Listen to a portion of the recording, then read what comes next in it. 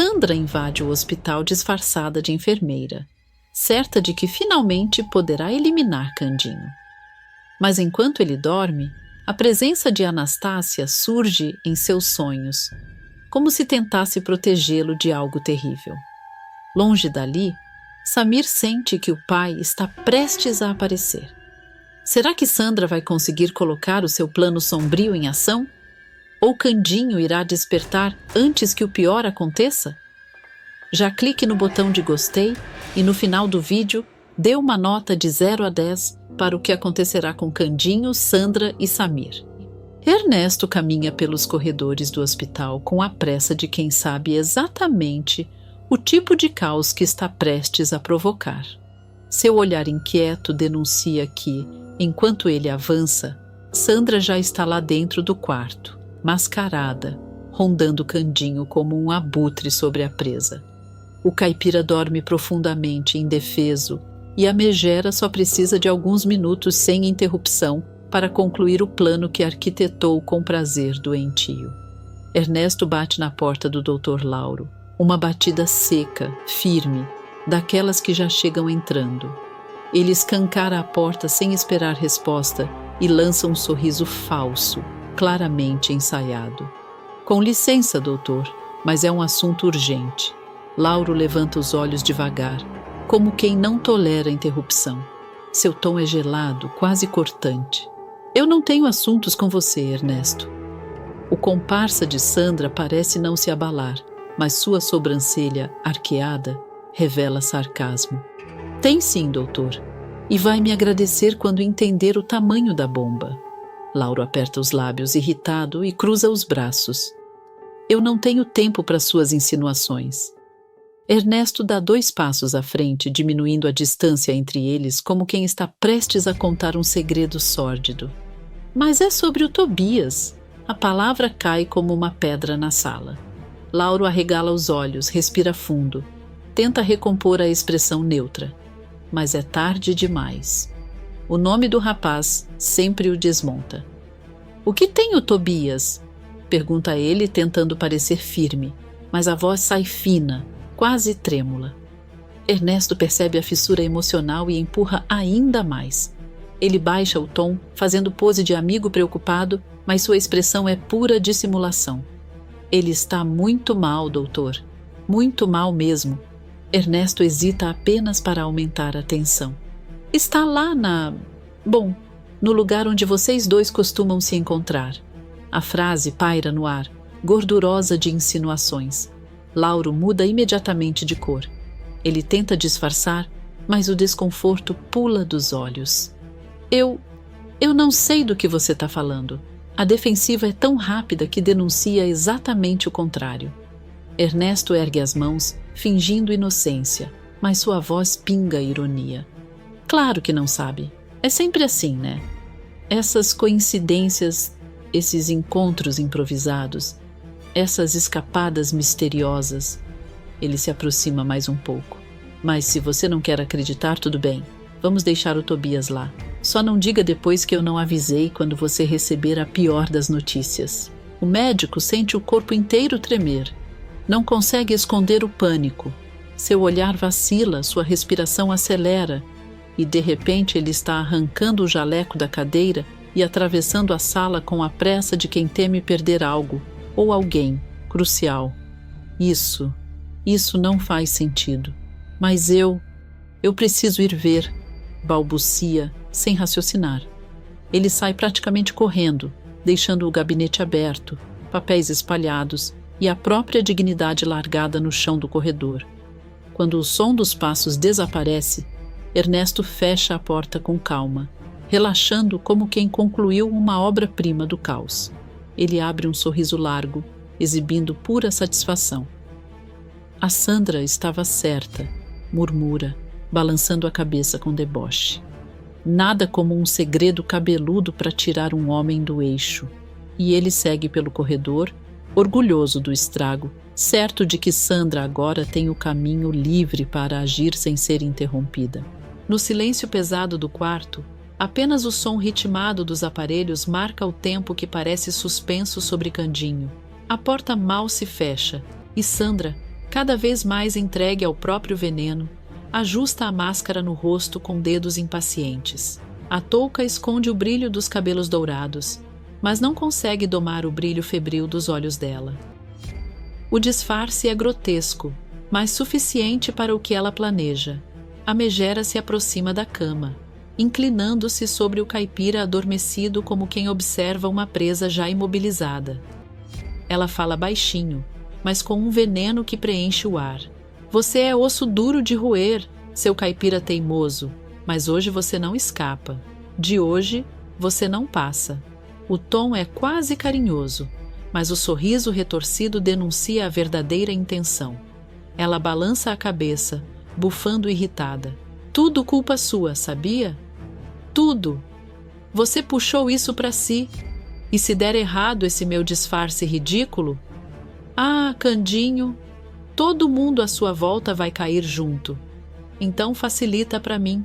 Vai encontrar logo sua mãezinha falecida, vai.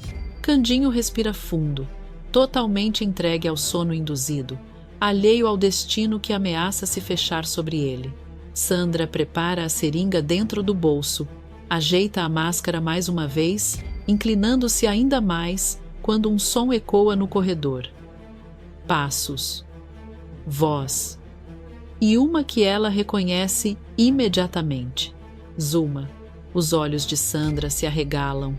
Um resmungo quase rouco escapa por trás da máscara. Ah, não. Logo essa. Instintiva como um bicho acuado. Ela corre para o banheiro e se enfia lá dentro, fechando a porta com cuidado, mas sem esconder a irritação. Agora mais essa. O que essa mulher está fazendo aqui? Eu vou ter que esperar. Que inferno! A porta do quarto se abre. Zuma entra tão cheia de si quanto sempre, com uma mão na barriga, um teatro que nem ela mesma leva muito a sério e o olhar derretido de falsa paixão. Ela se aproxima de Candinho, como se estivesse participando de uma novela paralela só dela. Volta logo para mim, meu amor, para mim e para o nosso filho que eu tô carregando no meu ventre, diz num tom manhoso que beira o exagero. Você vai ser feliz comigo, só comigo. Não com aquela horrorosa da Dita. A voz dela quebra suavemente, um lamento infantil que denuncia mais carência que maldade. Ela segura a mão de Candinho, aperta devagar. Ai, Candinho, eu daria tudo só para te ouvir brigar comigo de novo, só para me chamar de doida que fosse. Acorda, vai, você precisa acordar. Ela se inclina e dá um beijinho tímido na testa dele. Mas ao se afastar, sua expressão muda. As sobrancelhas se juntam, os olhos ficam inquietos, algo não encaixa. Ué, que estranho, ela murmura, olhando ao redor. Não tem ninguém aqui? Mas cadê o pessoal? Eu pensei que tivesse sempre alguém cuidando dele.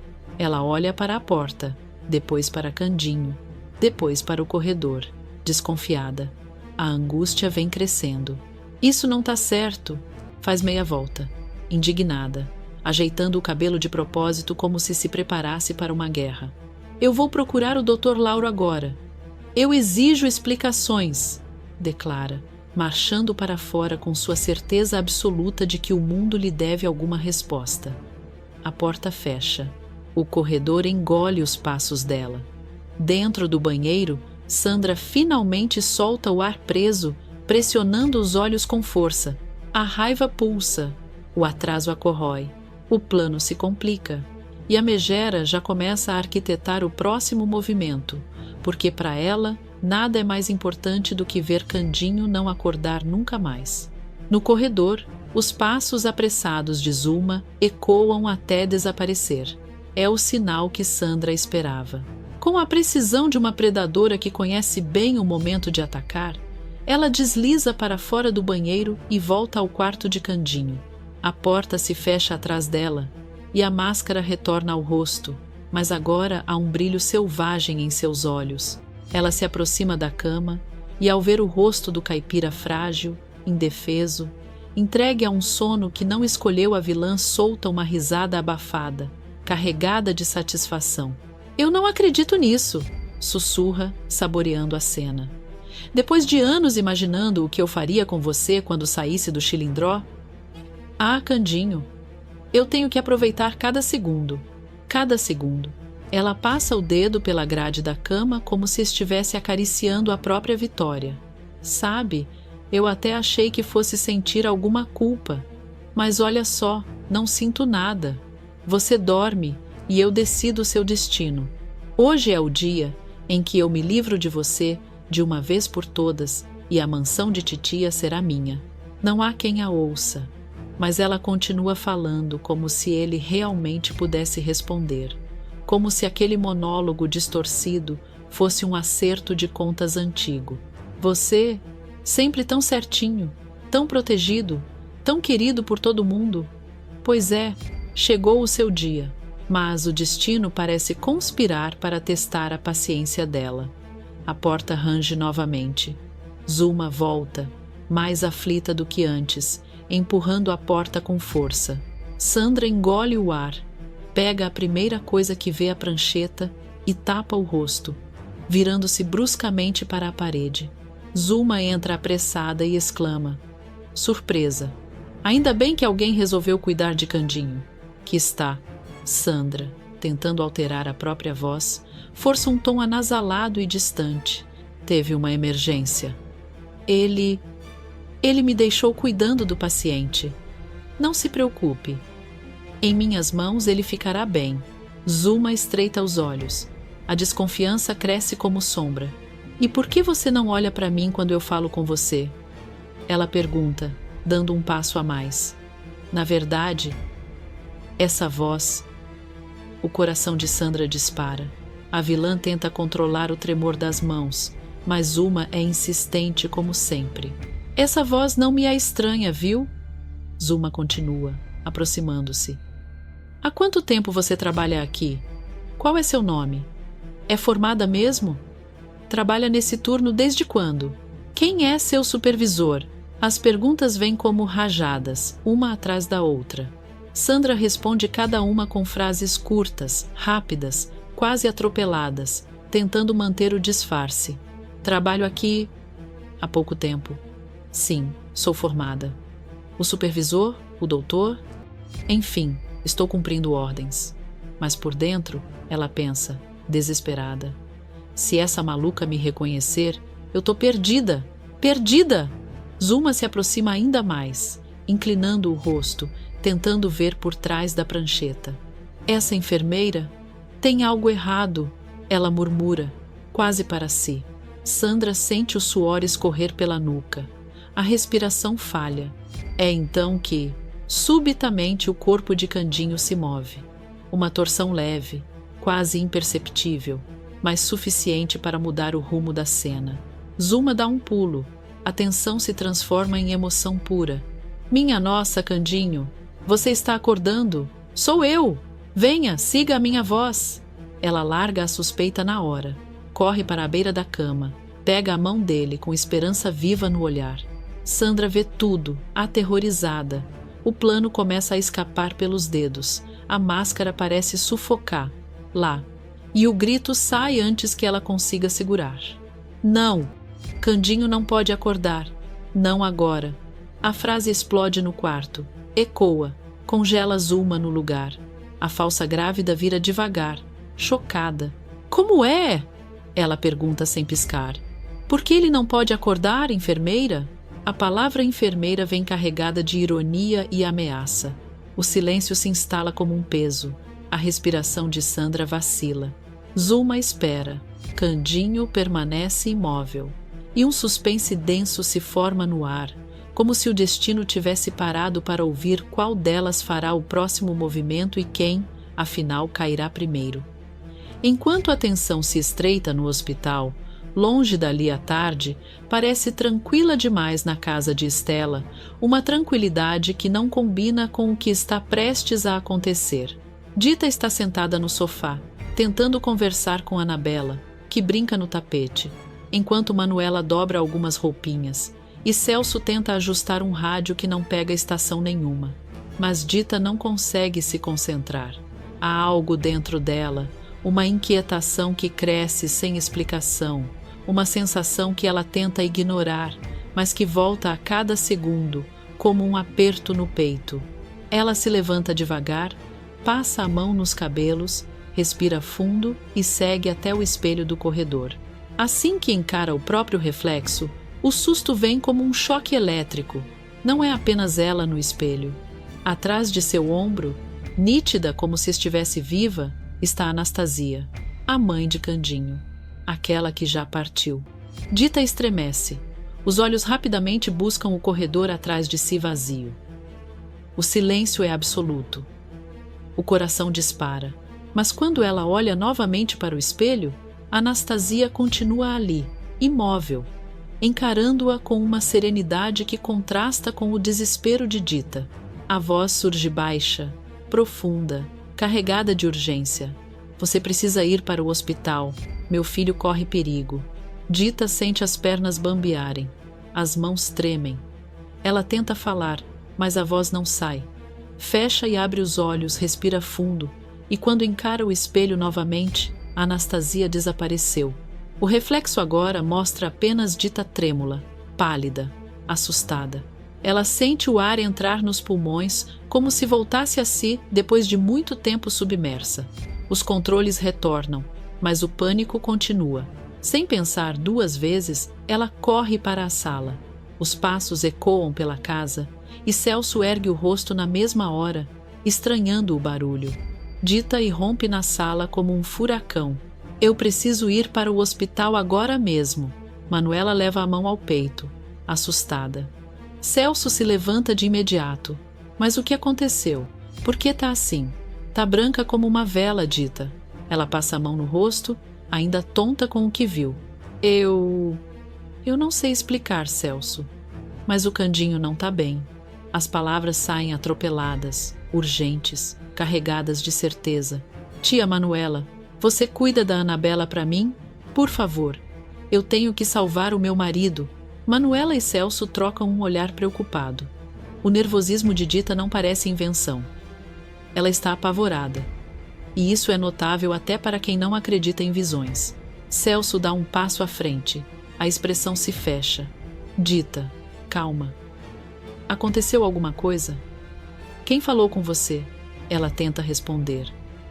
Mas não há como explicar sem parecer loucura. O espírito da sogra não é exatamente algo que se diga de forma casual. Mesmo assim, a certeza dentro dela queima como se tivesse sido escrita a ferro. Eu só sei que ele corre perigo. Eu tenho que ir. Eu sinto. E antes que qualquer um possa segurar seu braço, aconselhar, duvidar ou questionar, ela pega a bolsa e dispara pela porta, decidida. O que Dita não imagina é que seu pressentimento ou aviso chegou tarde demais para manter as coisas sob controle. A partir desse momento, tudo está prestes a virar de cabeça para baixo, e uma reviravolta gigantesca já se forma no caminho dela, pronta para explodir no hospital. No hospital, o clima continua carregado. Zulma, ainda emocionada com o breve movimento de Candinho, insiste em permanecer ao lado dele por alguns instantes. Mas os minutos passam, e o caipira volta a ficar imóvel, entregue ao mesmo sono profundo que tanto inquieta quem o ama. Zulma suspira, passa a mão pelo rosto e percebe as lágrimas que nem notou que derramou. Bom, ela murmura, enxugando os olhos, acho melhor deixar o Candinho descansar. Sandra, ainda disfarçada, responde com falsa serenidade. Eu concordo. Zulma olha para a suposta enfermeira. O rosto coberto impede qualquer identificação, mas os olhos, aqueles olhos a incomodam. Ainda assim, ela não faz a conexão. Em vez disso, aproxima-se mais e fala em tom confidencial. Preste muita atenção. Uma mulher pode aparecer aqui a qualquer momento. O nome dela é Sandra. Sandra engole uma risada que quase escapa. Não permita que ela entre aqui, ouviu? Ou você estará colocando a vida do seu paciente em risco. Ela enfatiza cada palavra como se fosse uma ordem militar. A vilã apenas faz um gesto afirmativo, sustentando o teatro até o fim. Assim que Zulma se retira e a porta se fecha, Sandra finalmente deixa escapar um sorriso torto. Ah, que pena que ela já esteja aqui dentro. Ela se aproxima da cama como uma sombra predatória. O olhar, antes frio, agora carrega ódio puro. Você tirou tudo o que era meu, Candinho. Tudo. Começa, com a voz trincada de rancor. Titia parou de confiar em mim, e por sua culpa não me deixou nada no testamento. Nem a mansão, nem a fábrica, nem as joias. Ela passa o dedo pela colcha do leito, com desprezo. Eu estava lá desde o começo.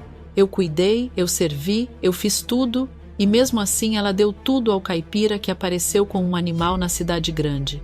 O rosto dela se deforma em frustração e fúria. Mas isso acaba aqui, porque tudo o que era de titia vai ser meu. Nem que eu tenha que apagar você desta terra. Sandra dá mais um passo, agora perigosamente próxima dele quando, sem aviso, as luzes começam a piscar. Primeiro lento, quase imperceptível. Depois, rápido. Depois, frenético. Ela franze a testa, mas os flashes se tornam tão insistentes que a deixam zonza. A cabeça começa a latejar. Instintivamente, ela tenta sair do quarto, mas a porta se fecha com violência, como se alguém tivesse empurrado do outro lado. Mas o que é isso? Ela grita, assustada. A vilã olha para todos os cantos, mas não vê ninguém. Porém, no jogo de luzes piscando, jura ver uma silhueta parada perto da janela. Uma figura imóvel, apenas observando. O ar muda, o cheiro também. Um perfume doce, antigo, reconhecível. Uma lágrima escorre pelo rosto da vilã, não de emoção, mas de puro terror. É o perfume da titia. O coração dela bate tão forte que parece que vai sair do peito. Titia, você está aqui? Ela pergunta, com a voz quebrada. Nesse instante, as luzes se apagam completamente. O quarto se torna um breu absoluto. Sandra só consegue ouvir a própria respiração ofegante e o som acelerado do coração. Ela tenta dar um passo, mas o perfume fica mais forte, quase sufocante. E então clique e as luzes voltam. Sandra solta um grito estrangulado. Diante dela, parada a pouco mais de 1 metro, está Anastasia, a mãe de Candinho, exatamente como ela se lembrava. Mesma roupa, mesma expressão, mesma presença imponente que costumava a fazer tremer quando criança. Mas agora Anastasia está morta. E ainda assim, está ali. Sandra cai no chão, apavorada, mas se levanta aos trancos, tentando não desmoronar. Você não está mais viva! Ela grita, em desespero. Não vai conseguir me impedir! Anastasia não se move, não pisca, não recua. Apenas observa. E isso é pior do que qualquer grito. Sandra, atordoada, tenta chegar até a cama de Candinho para concluir o plano, mesmo sob o olhar da presença espiritual. Mas a porta se abre de repente com um estrondo. Estela entra primeiro. Logo atrás, Celso. E por fim, Dita ofegante, ainda tomada pelo pressentimento que a trouxe ali. Os três congelam ao ver a cena. Sandra mascarada, prancheta caída, o quarto iluminado demais, o perfume no ar e algo diferente. Algo que eles não conseguem explicar. Dita dá um passo à frente, horrorizada. Mas o que é isso? É a Sandra? E então, tudo explode em caos. Sandra grita. Dita avança. Celso tenta segurar.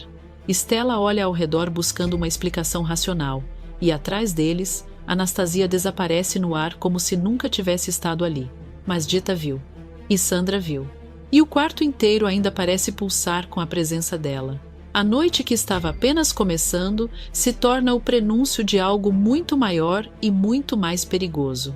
A presença de Sandra naquele quarto parecia impossível, mas o choque de Dita, Celso e Estela se torna ainda maior quando a vilã, completamente transtornada, recua 2 passos e tenta alcançar novamente a cama de Candinho, como se ainda tivesse alguma chance de terminar o que começou. Seus olhos brilham de desespero.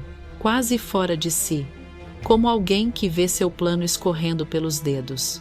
Mas antes que consiga chegar perto do paciente, Celso avança num impulso, agarra o braço da irmã com força e grita, num tom que faz toda a ala ouvir: "Chega! Você não vai fazer nada!" Sandra arregala os olhos, sente o aperto firme, mas ainda tenta se soltar, fingindo inocência, como se fosse ela a vítima da situação. Seus lábios tremem, indecisos entre o medo e o velho sarcasmo. Dita, com o coração disparado, encara a mulher que acreditava estar morta. "Você está viva? Como isso é possível?" A vilã ergue o queixo, tentando recuperar algum domínio sobre o caos que ela mesma criou. Respira fundo, ajeita a touca e a máscara que já não escondem quase nada, e responde com aquela ironia fria: "Eu nunca iria embora antes de concretizar minha vingança." Stella, mesmo com as mãos trêmulas, dá um passo à frente. A determinação dela se impõe, mas você não vai conseguir.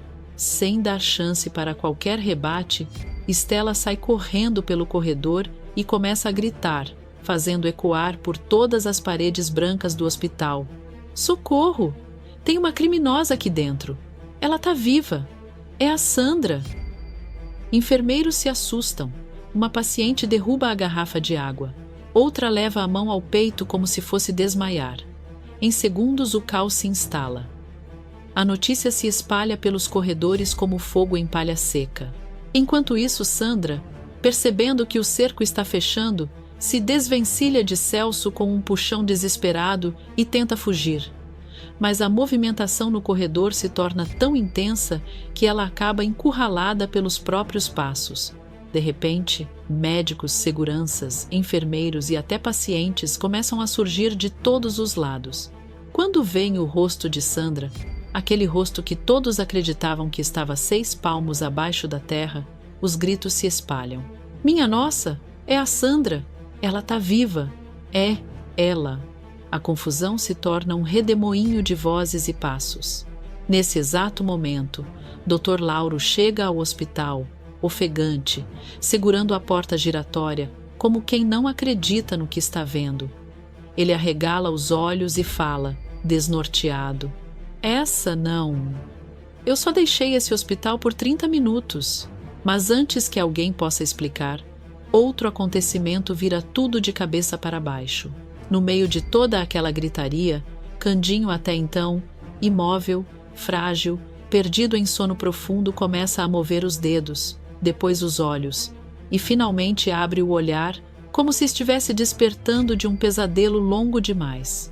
Dita leva as mãos à boca, sentindo as lágrimas queimarem antes mesmo de cair. O coração dela quase salta do peito. Ela caminha até ele, sem acreditar.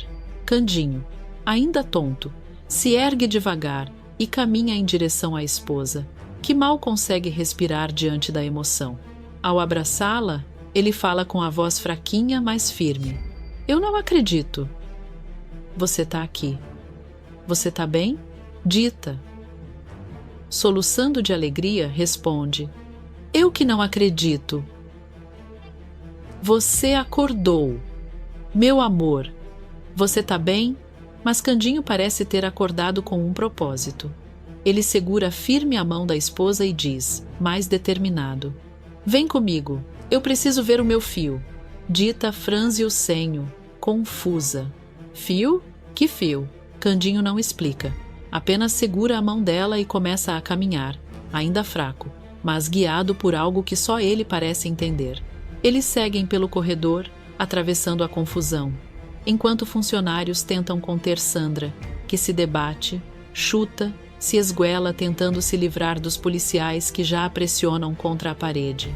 Os gritos dela ecoam: "Me soltem! Vocês não sabem com quem estão lidando!" Mas ninguém dá ouvidos. O destino dela já está selado. Candinho e Dita passam pelos gritos, pelas sirenes, pelos olhares assustados e seguem adiante, rumo ao fio que apenas ele parece enxergar. E assim, o hospital inteiro assiste não só à captura da vilã mais temida dos últimos tempos, mas também ao retorno inesperado de Candinho, um renascimento que ninguém acreditava mais ver.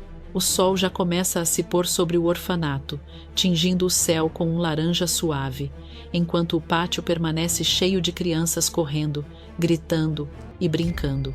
Mas entre elas, Samir para de repente, como se algo tivesse tocado seu peito por dentro. Ele segura firme o brinquedo improvisado nas mãos, fecha os olhos por um instante e sente aquele arrepio que só o coração reconhece. Um sorriso começa a nascer em seu rosto, iluminando tudo ao redor. Com a voz baixa, emocionada, ele murmura para si mesmo, como se estivesse repetindo uma certeza que brota sem explicação. O meu pai está vindo. Simba, que observa tudo encostado no muro, solta uma risada debochada, cruzando os braços e balançando a cabeça com desprezo. Que mentira! Ele nunca vai vir. Quem é que quer ter um filho como você? A frase cai como uma pedra no peito de Samir. O menino engole seco e olha para o colega com tristeza, tentando entender por que Simba sempre escolhe ferir, mesmo quando ninguém pediu por isso. Ele pergunta com voz fraca: por que você é tão maldoso comigo? A gente é igual. Somos órfãos. Era pra gente se apoiar. Mas Simba vira o rosto com arrogância, como se a ideia de vulnerabilidade fosse uma ofensa direta à sua existência. Isso é coisa de menino fraco. Eu também não sei quem é meu pai e nem por isso fico choramingando igual você. Antes que Samir consiga responder, Simba dá um passo para a frente, cutucando o peito dele com o dedo, zombando. Você acha mesmo que alguém vai querer você? Acorda, Samir. A provocação entra fundo. Samir dá um impulso para trás, frustrado, cansado de ouvir as mesmas palavras todos os dias. Ele respira fundo, mas basta Simba soltar outra gargalhada, ainda mais humilhante, e o menino perde a paciência. Numa explosão que ele não consegue controlar, Samir avança sobre Simba. Os dois rolam pelo chão, chutando poeira, gritando, tentando empurrar um ao outro. As outras crianças se afastam, fazendo um círculo, enquanto o caos cresce e as vozes começam a ecoar. Mas então, no meio do barulho, no meio da briga, uma voz forte e emocionada corta o ar, parando tudo. Samir. É uma voz que nenhum deles esperava ouvir, ali profunda, quente, quase quebrada pela emoção. Samir congela. Simba também. Ambos se viram ao mesmo tempo. E lá está ele. Candinho, ainda pálido do hospital, ainda cambaleando de leve, mas completamente desperto e com os olhos cheios de amor. Ele dá alguns passos para dentro do pátio, com o coração pulsando no rosto, e chama novamente, agora com o tom de quem encontra algo que perdeu por anos. Meu filho. Samir leva a mão à boca, sentindo o mundo inteiro flutuar ao seu redor. O brilho que aparece nos seus olhos é tão intenso que o menino esquece da briga, do pátio, de tudo. Ele corre em direção ao caipira. Candinho? Você acordou? Candinho se ajoelha para ficar na altura do menino, segurando os ombros dele com cuidado, como se tivesse medo de perder o que acabou de encontrar. O sorriso é de alguém renascido. Mais do que isso, Fio, eu descobri que eu sou o seu pai. A minha santa mãezinha me contou tudo. Simba empalidece. O menino dá um passo para trás, apavorado, como se a verdade fosse uma onda gigante vindo em sua direção. Ele sabe o que isso significa. Sabe que o segredo que sempre guardou ou fingiu não saber finalmente veio à tona. Candinho continua, com uma emoção tão forte que quase não consegue controlar. Ela me disse sobre a marca. A marca de nascença. Fio, deixa eu ver. Samir respira fundo, levanta um pouco a barra da calça e mostra a marca em forma de anjo na perna, a mesma marca que Candinho carrega desde que nasceu. O mesmo símbolo. O mesmo destino. Candinho tampa a boca com a mão, tomado por uma felicidade tão bruta que se transforma quase em choro. Ele puxa Samir para um abraço apertado, caloroso, daqueles que restauram o que estava quebrado. Esse é o dia mais feliz da minha vida. Samir fecha os olhos no abraço, finalmente sentindo que pertence a algum lugar, que pertence a alguém. Pela primeira vez na vida, ele não se sente sozinho, e no fundo do pátio, Simba observa tudo com um misto de choque, inveja, medo e talvez, pela primeira vez, arrependimento. Porque a verdade finalmente chegou, e nada será como antes.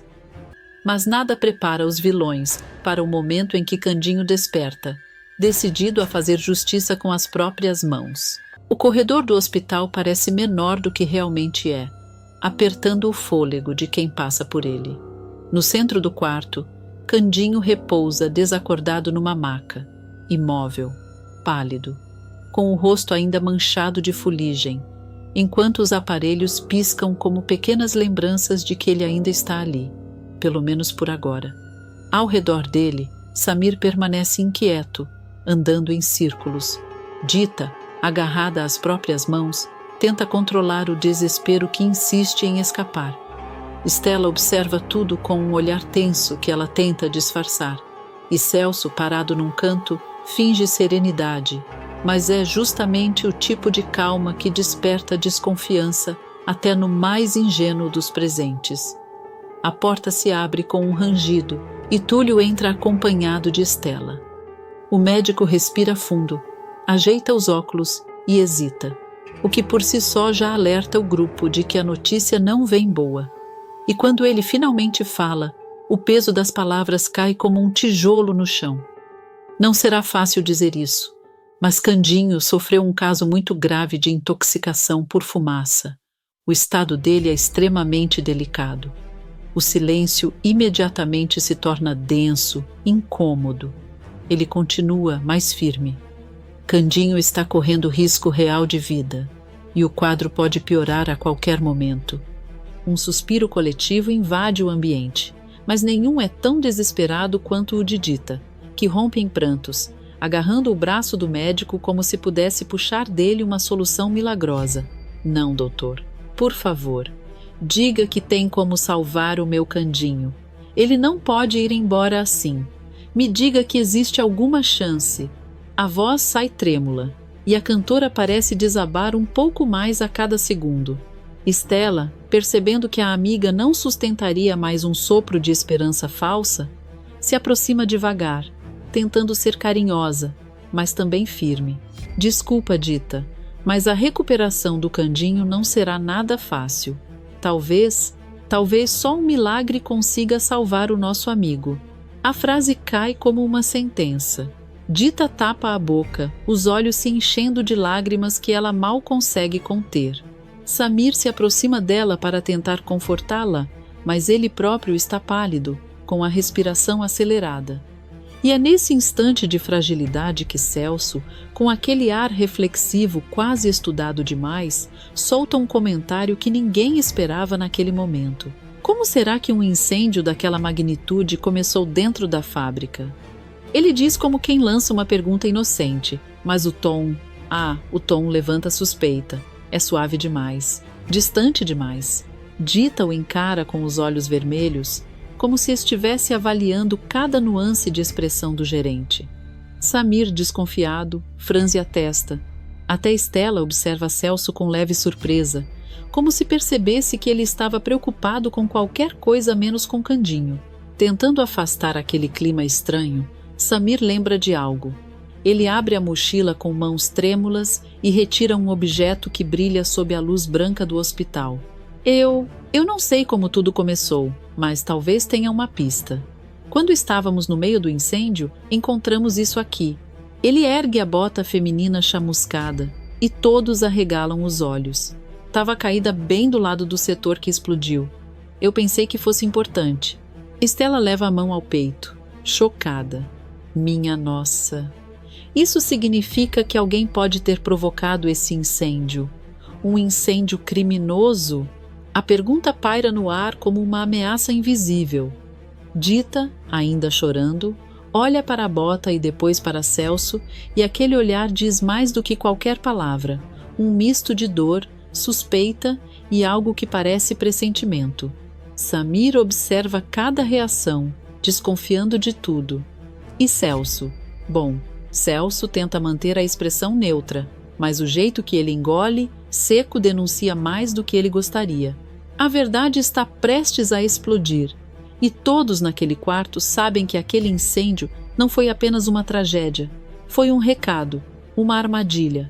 E a bota, silenciosa sobre as mãos de Samir, parece gritar um nome que ninguém quer aceitar.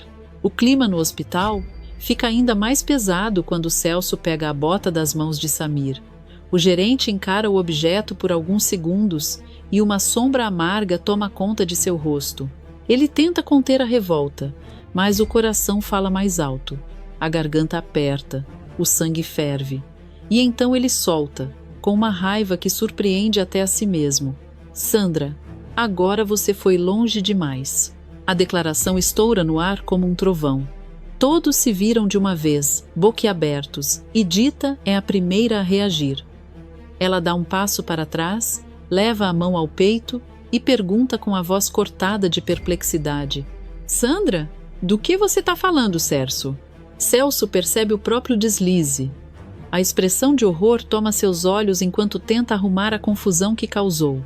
Ele força um sorriso fraco, quase dissimulado, e balbucia: Sandra? Não, eu devo ter me confundido com as palavras. Eu quis dizer outra coisa. Mas ninguém ali compra a desculpa. O olhar de Samir pesa. Estela cruza os braços com desconfiança, o senho franzido. Dita continua esperando, visivelmente ferida, mas exigindo respostas. Celso, então, desiste de fingir. Ele respira fundo. Aperta a bota com força, como se estivesse apertando o próprio arrependimento, e solta a bomba que muda tudo. Querem saber? Eu tô cansado de esconder as maldades da minha irmã. A verdade é que Sandra não está morta. O que Candinho viu aquele dia no cemitério era ela mesma, Sandra, viva, em carne e osso. Não era fantasma, não era ilusão, era ela. O mundo de Dita desaba naquele instante. A cantora abre a boca, mas a voz não sai de imediato. Por um momento, parece que o ar some da sala. Quando finalmente consegue reagir, a indignação explode. O quê? Você está falando sério, Celso? Por que você só está contando isso agora? Por que esconder uma coisa dessas? Celso passa a mão pelo rosto, como quem tenta limpar a culpa. Os olhos dele brilham com um arrependimento sufocado, mas sua voz se mantém firme, ainda que carregada de dor. Me perdoa, Dita, mas a verdade é que eu já sabia de tudo há muito tempo. Eu sabia, inclusive, que Sandra estava tramando alguma coisa, uma vingança. Eu só não imaginava que ela seria capaz de algo assim, de incendiar a fábrica, de colocar o Candinho entre a vida e a morte. O silêncio que se instala não é simples, é denso, é cortante. Estela encara Celso como se estivesse vendo um estranho. Samir dá 2 passos para trás, assustado com a revelação.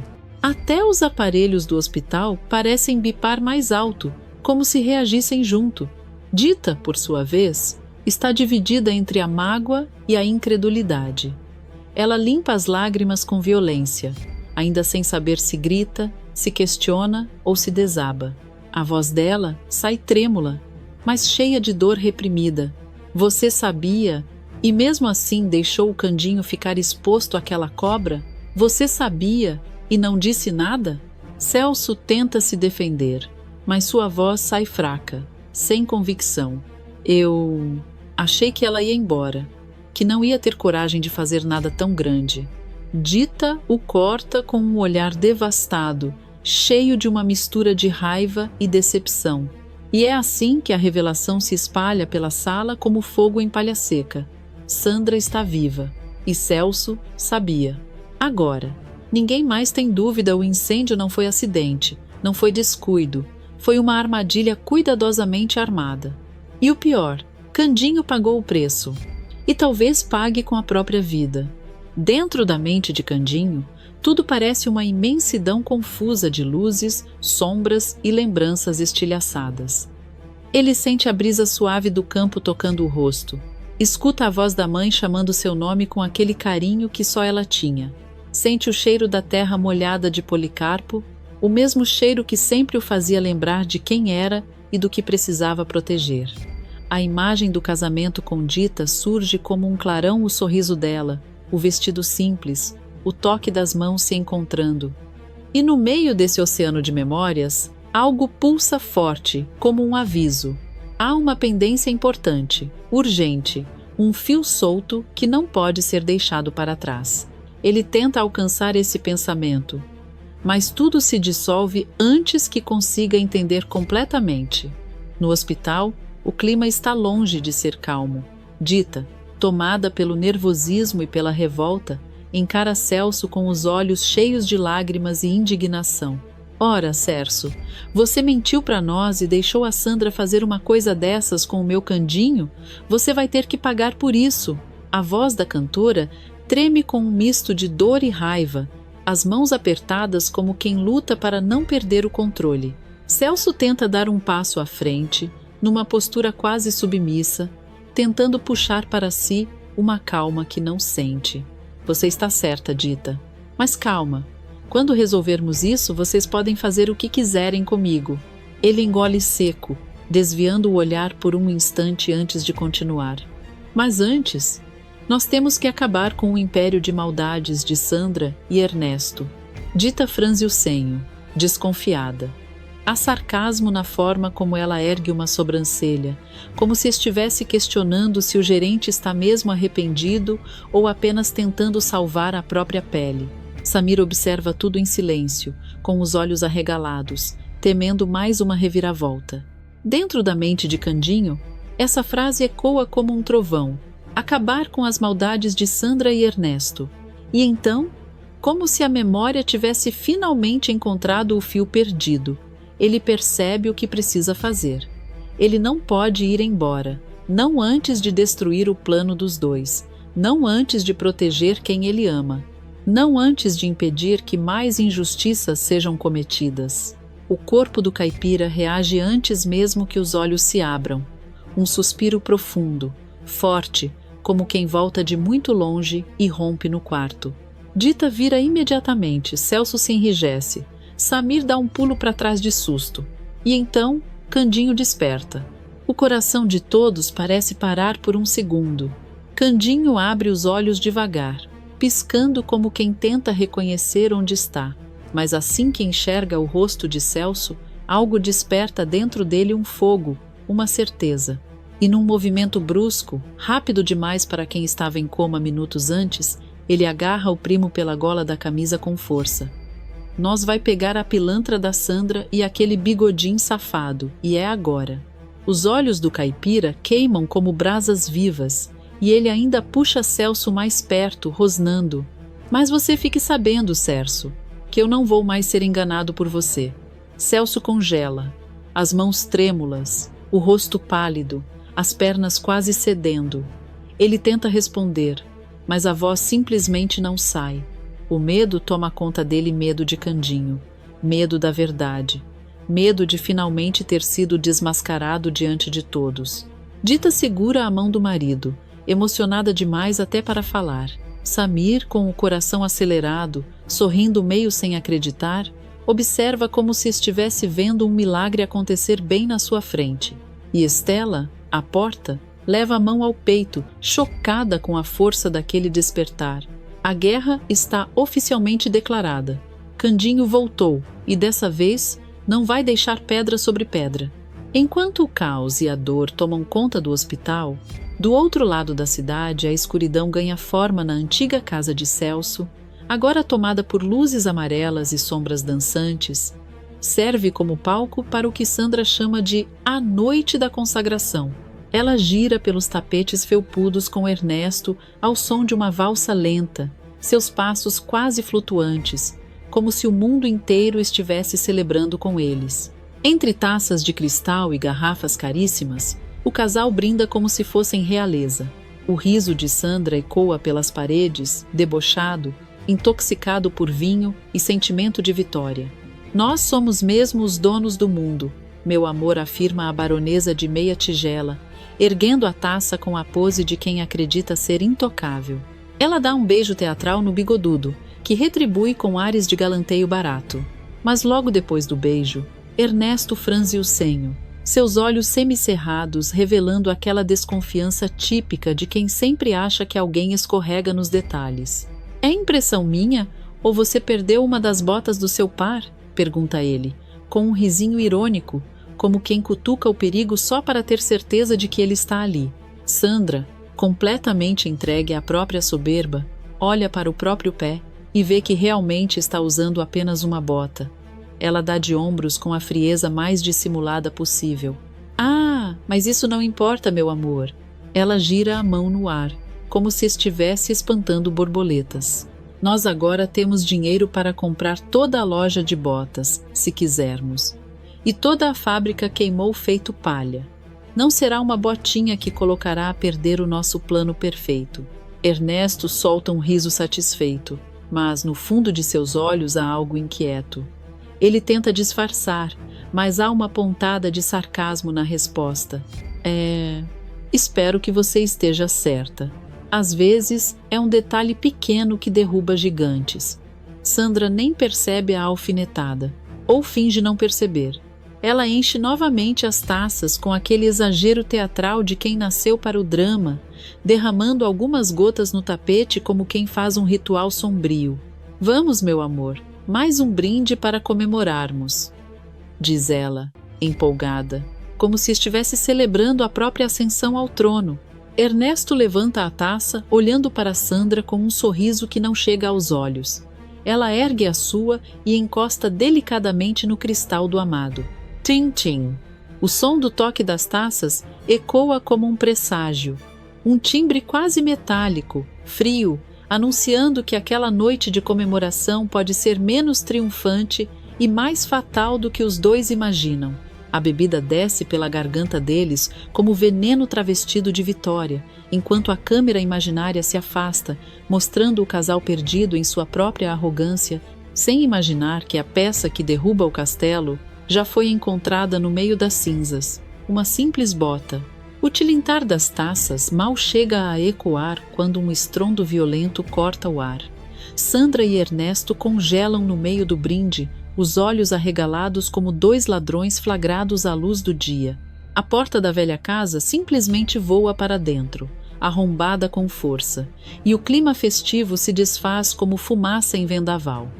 De repente, aquele salão que antes era pura ostentação vira palco de desespero. A polícia invade o ambiente como um enxame decidido, e logo atrás surgem Candinho, Celso e Dita. É a imagem perfeita da justiça finalmente batendo a porta, literalmente.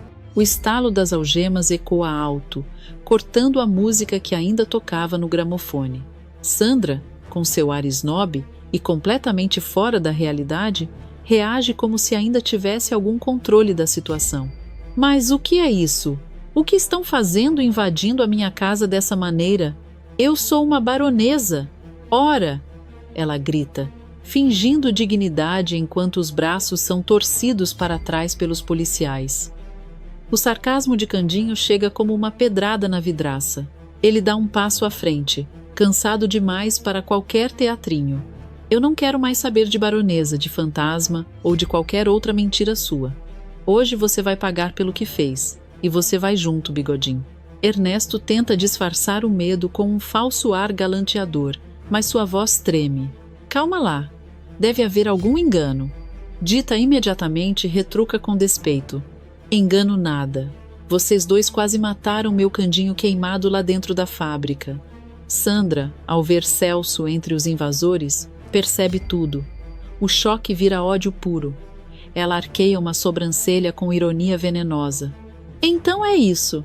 Celso, seu traidorzinho barato, entregou a própria família. Celso encara a irmã sem hesitar, firme como nunca esteve na vida. Você passou dos limites, Sandra. Ela ri. Um riso falso, debochado, tentando dissimular até no fundo do poço. Limites? Ah, meu querido, eu só fiz o que sempre fiz. E você, sempre com esse olhar de cordeirinho, Finalmente resolveu ter coragem? Que gracinha! A provocação quase faz Dita partir para cima dela. A cantora avança um passo, olhos faiscando. Cuidado com a língua, sua víbora. Hoje você não vai escapar das algemas nem inventando título de nobreza. Ernesto tenta se jogar para longe do caos, mas é segurado no ato por 2 policiais. Eu não tenho nada a ver com isso. Foi tudo ideia dela. Ele desespera, apontando para Sandra como o covarde que é. Sandra rosna, perdendo toda a compostura que fingia ter. Seu frouxo, você me jurou fidelidade. Candinho observa os 2 brigando como 2 ratos encurralados, e a expressão dele mistura nojo e alívio. Olha aí, até para serem malfeitores vocês são ruins. Enquanto os policiais apertam as algemas, Sandra joga seu último recurso, a dissimulação patética. Celso, meu irmão, você não vai deixar que eles me levem, vai? Eu sou sua família. Mas ele desvia o olhar, firme, rompendo de vez com o passado sujo que ela insistia em carregar. Família não faz o que você fez, Sandra. Acabou. E é nesse momento, com a megera e o bigodudo sendo arrastados porta fora, que o salão de falsa nobreza se transforma em cenário de justiça tardia. O brinde que eles tentavam celebrar vira poeira. O gosto da vitória amarga que tanto vangloriavam desaparece. E Candinho, firme, encara a saída como quem sabe que ainda há muito a resolver, mas pelo menos dessa vez a farsa acabou. A confusão estoura de vez quando os policiais começam a arrastar Sandra e Ernesto para fora da casa. A megera se debate como um bicho feroz acuado, incapaz de admitir a derrota. Os cabelos desgrenhados balançam, a maquiagem já borrada de tanto suor, mas a famosa arrogância continua intacta enquanto ela berra, tomada de ódio. Eu vou voltar, priminho e irmãozinho. Ouçam bem, eu sempre volto, grita ela, contorcendo-se entre os agentes, cuspindo ameaça atrás de ameaça. Vocês vão pagar, todos vocês, continua, a voz rasgando o ar num tom desesperado, quase demoníaco. Ernesto, por sua vez, faz pose de indignado, tentando sair por cima mesmo algemado. O bigodudo tenta parecer dono da situação, mas não passa de um farsante patético. Isso tudo é um mal-entendido, discursa, dissimulado. Eu exijo meus direitos, isso é abuso de autoridade. Mas ninguém leva a sério. Nem mesmo os policiais conseguem esconder o olhar de deboche. E assim que os 2 incendiários são empurrados para fora da casa e encaminhados ao camburão, o silêncio volta ao ambiente. Um silêncio pesado, daqueles que fazem todo mundo refletir sobre a bagunça que aconteceu e sobre o que ainda falta acontecer. Celso, tentando escapar da própria culpa, limpa o suor da testa e respira fundo, como se tivesse carregado um piano nas costas. Ufa! Que bom que tudo acabou bem, comenta, forçando um sorriso, tentando parecer o herói que jamais foi. Mas a tentativa de disfarce dele cai por terra no mesmo segundo. Dita e Candinho se entreolham, e o entendimento é imediato. Há um julgamento silencioso entre eles, daqueles que nenhum dos 2 precisa colocar em palavras. Está mais do que na hora de fechar essa conta com Celso também. A cantora respira fundo, ajeita o cabelo e chama, com toda a calma que o momento exige. Oh, seu polícia, o senhor pode vir aqui um instantinho? O policial, que ainda registrava informações, se aproxima com expressão atenta. Candinho então se adianta firme, sem demonstrar um pingo de dúvida. A recuperação do coma parece ter acendido nele uma chama nova e agora nada mais passa despercebido. O caipira aponta diretamente para Celso, sem rodeios, com a certeza de quem já suportou trapaça demais por uma vida inteira. Olha, seu policial, vocês estão esquecendo de levar outro bandido aqui? Esse daí, diz ele, cutucando o primo no peito. Esse participou, mentiu, encobriu e quase matou eu e todo mundo junto. Celso empalidece na hora. O sorriso sumiu. A postura de bom moço se desfaz. E nos olhos dele nasce um terror miudinho. Ele tenta se defender, gaguejando, secandinho. Vamos com calma. Eu só queria ajudar. Mas Candinho não recua. Dita também não dá trégua. A voz da cantora treme de indignação contida. Ajudar? Você escondendo sua irmã enquanto ela tentava destruir a vida do meu marido? Você teve a chance de impedir essa desgraça e não fez nada. A máscara de Celso cai inteira. Ele tenta recuar, mas também sabe que não tem mais onde se esconder. O policial olha para ele com seriedade e o gerente percebe que chegou sua hora. O clima fica denso, pesado, carregado de tudo que foi dito e do que ficou preso por tanto tempo. E, pela primeira vez, Celso entende que o próprio destino está sendo resolvido ali na frente de todo mundo, sem chance de disfarce, sem chance de enganação. Candinho, firme, finaliza. Eu falei que não ia mais ser feito de trouxa, e agora ninguém mais vai cair na conversa dele também. O policial então coloca a mão no ombro de Celso, e o gerente sente o chão sumir sob seus pés.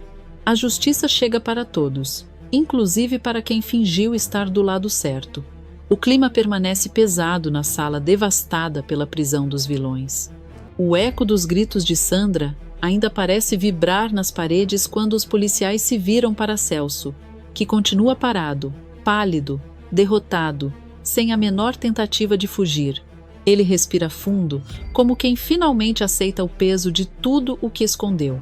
Celso ergue lentamente as mãos, oferecendo-as para as algemas com um suspiro que mistura derrota e alívio. Essa não. Se for assim, me levem logo. Só não me coloquem na mesma cela que Ernesto. Ele tenta forçar um sorriso irônico, mas a voz sai trêmula, traindo o medo que tenta esconder. O policial se aproxima, já tirando o par de algemas do cinto.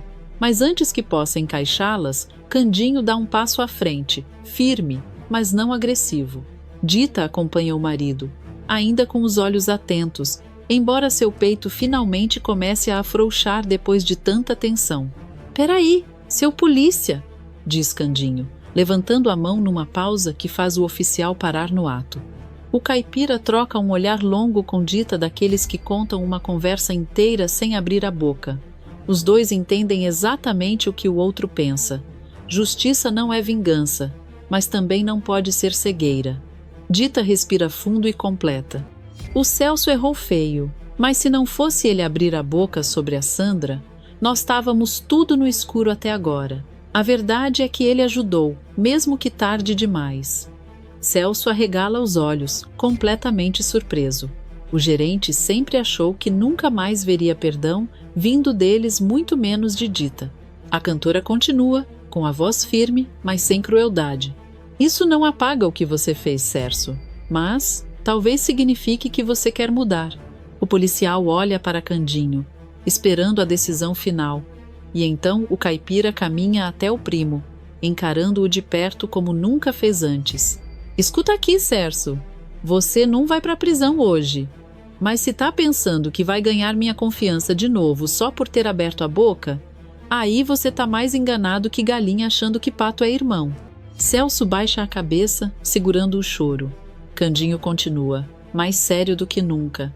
Você vai trabalhar muito. Vai ajudar a reconstruir cada pedacinho da fábrica que pegou fogo, tijolo por tijolo, suor por suor, porque essa dívida quem vai pagar é você. E isso não é castigo, é justiça.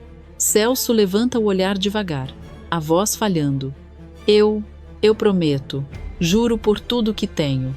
Vou fazer o que for preciso. Me desculpa, Candinho. Me desculpa por tudo que fiz. Candinho não responde de imediato. O olhar do caipira pesa como quem carrega mágoas profundas, mas também como quem carrega um coração grande demais para alimentar rancor para sempre. Dita toca o braço do marido, suavizando o momento. Vamos embora, Candinho. Hoje acabou. Finalmente acabou. E como se a alma deles voltasse para o eixo, os dois se abraçam.